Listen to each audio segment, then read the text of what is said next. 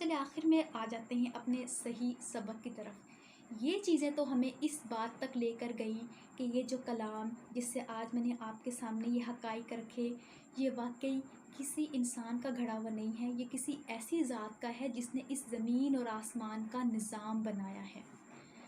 تو نظام بنانے والے کے بارے میں تو توحید کا یہ سبق آج ہم نے جان لیا، یہ اس کی صداقت پر دلیل ہے۔ اب وہ نظام بنانے والے نے ایک بات کہی، وہ کیا کہ زمین اور آسمان میں جو بھی چیزیں وہ انسان کے لیے بنائی ہیں، اور انسان ہر ایک چیز سے سبق حاصل کرے۔ ہر ایک چیز انسان کی خدمت کر رہی ہے، اس سے سبق لینا ضروری ہے۔ وہ کیا سبق ہے جو ہمیں لینا ضروری ہے؟ یہ روز چڑھتا ہوا سورج یہ کیا سبق دیتا ہے؟ یہ آج زمین اور آسمان کے درمیان ہم نے سورج کی جو زمین کے جو گردش پڑی ہے ہمیں کیا سکھاتی ہے، اس چیز کے بارے میں اب بات کرتے ہیں۔ تو جی، پہلی چیز ہم نے پڑھا کہ سورج اپنے ایکسس پر بھی گردش کرتا ہے اور اپنے مدار پر بھی گردش کرتا ہے، ایکسس اور آربٹ، محور اور مدار پر۔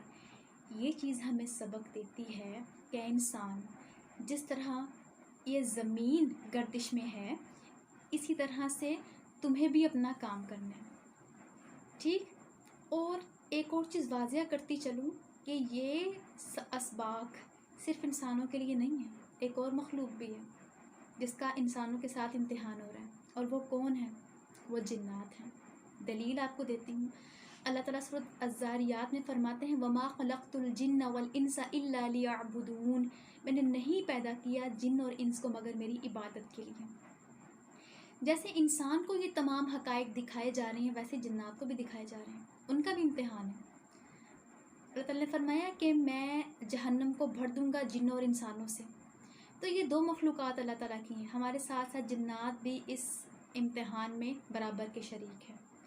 تو اپنے ٹاپک کی طرف آتے ہیں۔ تو جیسے ہر چیز اپنے محور پر بھی گردش کر رہی ہے، اپنے مدار پر بھی گردش کر رہی ہے، اسی طرح سے اللہ تعالیٰ اس مثال کے ذریعے انسان کو سمجھانا چاہ رہے ہیں کہ تم نے اپنی ذات میں بھی کوشش کرنی ہے اللہ تعالیٰ کی راہ پر چلنے کی۔ جیسے میں نے ابھی آیت کی کہ اللہ تعالیٰ نے جن و انسان کو کس لیے تخلیق کیا؟ اپنی عبادت کے لیے، ٹھیک؟ تو اپنا مرکز جان کے، اپنی ذمہ داریاں جان کر اس چیز میں ہمیں آگے بڑھنا ہے، اپنی ذات میں بھی، اپنے ایکسس پر کھڑے ہو کر، اور اپنے مدار پہ بھی، یعنی اپنے آس پاس سوسائٹی کو بھی اس چیز میں شامل رکھنا ہے، ان کی اصلاح کے لیے، ان کو سمجھانے کے لیے بھی کام کرنا ہے۔ جیسے سورج اپنی ذات میں بھی گردش کرتا ہے اور اپنے مدار میں بھی گردش کرتا ہے۔ تو اس کے بعد اب آ جاتے ہیں کہ ہم نے کوشش کیا کرنی ہے۔ تو کوشش کے لیے پھر وہی آیت دہراؤں گی کہ نہیں پیدا کیا جن اور انسان کو مگر اپنی عبادت کے لیے۔ تو کوشش ہم نے کرنی ہے عبادت میں۔ اب جی عبادت کیا چیز ہے؟ ہمارے ہاں ایک بہت لمیٹڈ سا کانسیپٹ پایا جاتا ہے، نماز پڑھ لیجئے، روزہ رکھ لیں، قرآن پاک کی تلاوت کر لیں، یہ آپ کی عبادت ہو جائے گی۔ اصل میں عبادت کی ڈیفینیشن کیا ہے میں آپ کو بتاتی ہوں۔ عبادت ہر وہ کام ہے جو اللہ تعالیٰ کی رضا کے لیے ہم کریں، ہر وہ کام، کسی بھی لمحے جب ہم لوگ کسی کام کو اللہ تعالیٰ کی رضا کے ساتھ جوڑ لیتے ہیں، وہ چیز کیا کہلا دیتی ہے؟ وہ چیز عبادت بن جاتی ہے۔ مثال کے طور پر میں یہاں پر بیٹھی آپ کو لیکچر دے رہی ہوں، اگر میں قرآن پاک کانسیپٹ نہ بھی رکھوں، میں خالی آپ کو اس گیلیکسی کے بارے میں نالج دوں، لیکن نالج میں کیوں دے رہی ہوں کہ انسان کو پتہ چلے تاکہ وہ اس چیز کو جاننے کے قابل ہو۔ تو انسان قابل ہوگا، وہ کائنات میں غور و فکر کرے گا، تو اس چیز نے کس چیز سے جوڑ دیا؟ اللہ تعالیٰ سے جوڑ دیا، یہ بات عبادت بن گئی۔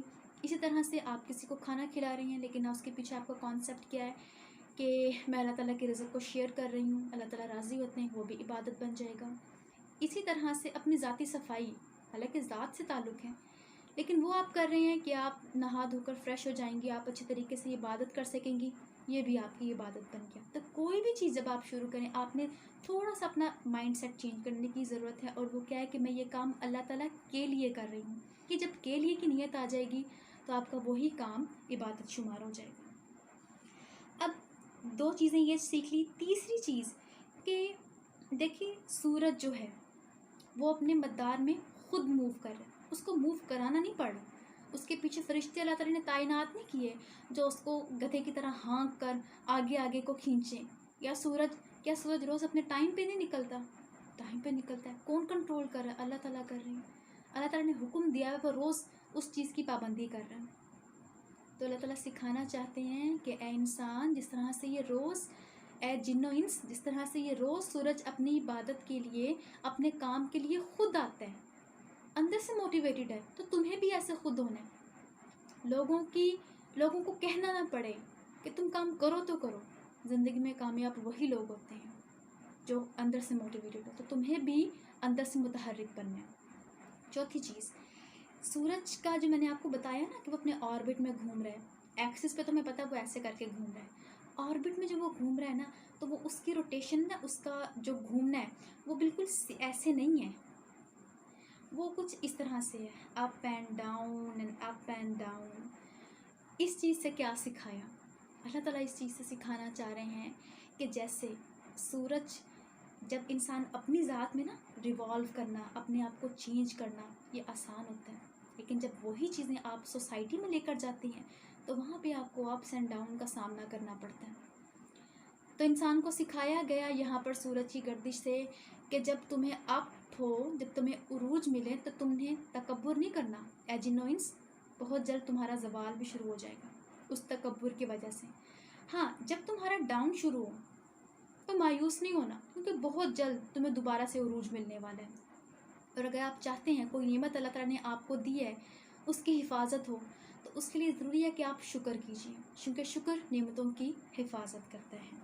एक और चीज़ जो समझने वाली वो है ये कि सूरज के गिर्द घूमने वाले सैयारे कभी अपना मदार नहीं छोड़ते, उनका सेंट्रल पॉइंट एक रहता है।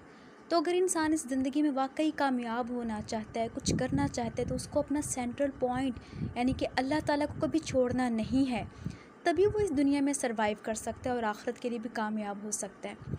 अगर आज यही ज़मीन कहे कि मैं अपना मदार सूरज के गिर्द छोड़कर कहीं और स्पेस में बनाती हूँ, तो शायद वो एग्जिस्ट ना कर पाए। तो यही सबक हमें सेंट्रल पॉइंट को याद रख कर इस दुनिया में गुजारना है अपनी ज़िंदगी को, कि अल्लाह ताला को, अपने मदार को, अपने अंदर रबूबियत का जो सीधा हक है अल्लाह ताला का, उसको कभी नहीं भूलना। हर काम अल्लाह पाक के लिए। तो ये चीज़ें आज की थी, आपके सामने मैंने शेयर की, और ये थे सूरज से हासिल होने वाले असबाग, और ये था आज का हमारा टॉपिक। उम्मीद है आपको समझ आई होगी। वीडियो को लाइक कीजिए, चैनल को सब्सक्राइब कीजिए, और मुझे अपने कमेंट सेशन में जाकर कमेंट्स कीजिए कि आपको इस वीडियो कैसी लगी और कौन से पॉइंट्स थे कि जिनको मैं मज़ीद आगे बेहतरी ला सकती हूँ। आइंदा मिलेंगे इंशाल्लाह, अगर ज़िंदगी रही तो, एक ऐसे ही कायनात के या किसी मखलूक के किसी मुशाहिदे के साथ कि जो हमें अल्लाह ताला से जोड़े। तब तक के लिए अस्सलामु अलैकुम व आखिरु दावाना अनिल हम्दुलिल्लाहि रब्बिल आलमीन।